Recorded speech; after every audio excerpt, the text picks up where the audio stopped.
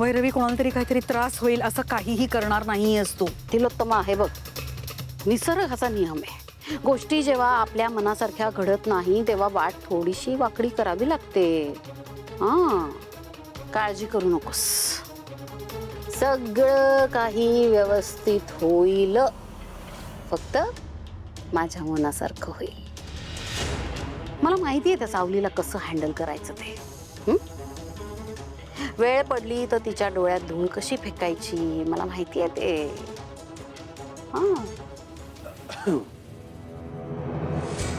तुम्ही काय करता इथे? नाही, खरं तर मला तुझ्याशी एकटीशी बोलायचं होतं, पण आता तुम्ही दोघं आहात तर इथेच बोलतो. तारा आली होती माझ्याकडे.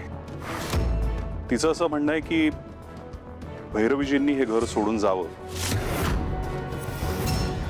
नाहीतर तारा हे घर सोडून जाईल. चंद्रकांतजी, अहो लहानची पोरगी आहे ती, तिचं कुठं बोलणं मनावर घेताय तुम्ही?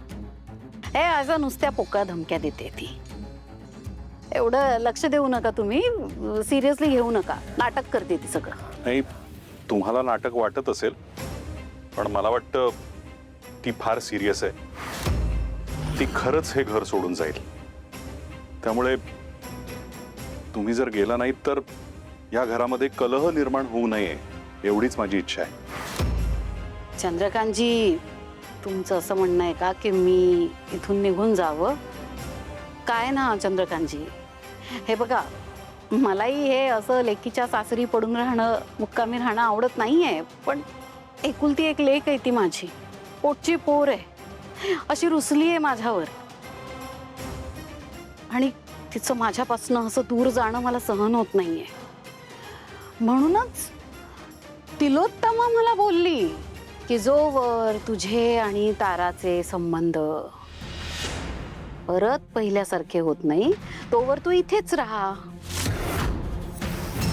भैरवीजी, ते सगळं ठीक आहे, पण मी म्हणते ना चंद्रकांतजी तुम्हाला, बस माझी तारा मला एकदाची परत मिळाली ना की मी जाईन इथून.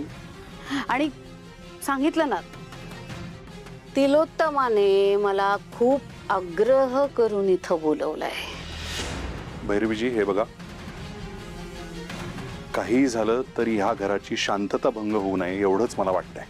बघ तिलोत्तमा, चंद्रकांतजींना पण असंच वाटतंय. तुझी इच्छा असेल तर मग मी जाते. जाऊ जाऊ का? नाही नाही, तुझं काम झालं की मग तू जा.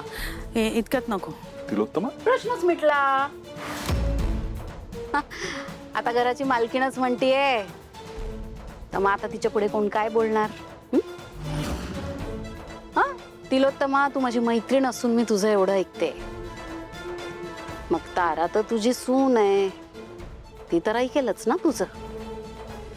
समजावशील ना तिला? हो, मी बोलते तिच्याशी. तिलोत्तमा, मी बोलते तिच्याशी आणि तुमच्याशी सुद्धा बोलते. चला.